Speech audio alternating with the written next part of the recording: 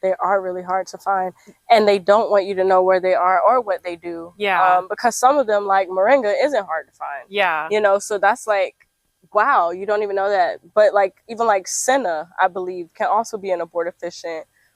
Duck flower, castor oil. Wow. My mother used castor oil to induce her labor with all of her children. Wow. Yeah, you know, so I feel like the trust has been taken away from the community and put in the government. Yeah. And that's disheartening, if anything, because you know your neighbor. You don't know who's doing these things. You've never even had a conversation with them. Yeah. Even if you've seen them every day, you've never had a conversation. You've never looked them in their eyes and said, like, do you have my best interest? Yeah. You don't even have to ask. If you looked them in the eye, you would know. Yeah. I wanted to talk about, I just seen some big citrus. Oh, yeah. Where are those?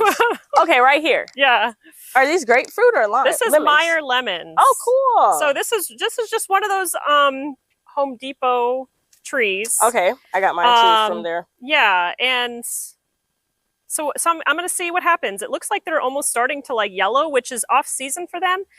And it's almost kind of like, do I eat the frankenfruit fruit? Because you know, because I just bought it. Yeah, like I know that they probably pumped it up with so much, you know, fertilizers and stuff like that, that it's producing at an unnatural level. And yeah, so it's like, do I eat this fruit? Is it still, you know, so I don't know. I'm going back and forth. Well, I would absolutely say that, but if it does not resonate, no, I really got to pray over it. Yeah. No.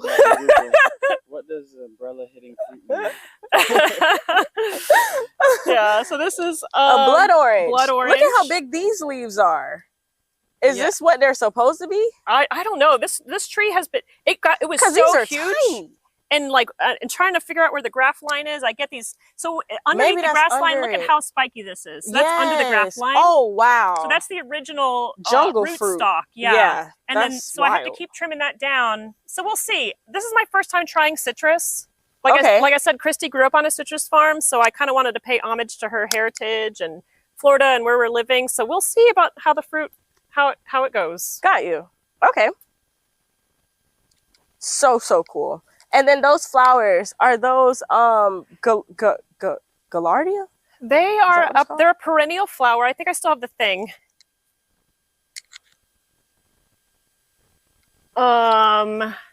Spin top mango blanket flower. Yeah, gaillardia. Yeah. You're good, girl.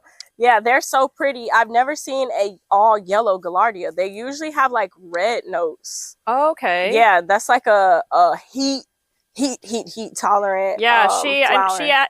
I needed her to add some pollinator love. Yeah, for sure. And your lemongrass. I love that you tell them to stay strong. Yeah, you're almost there. You're almost there. This is a gourd. Ooh, so we'll just kind of so velvety.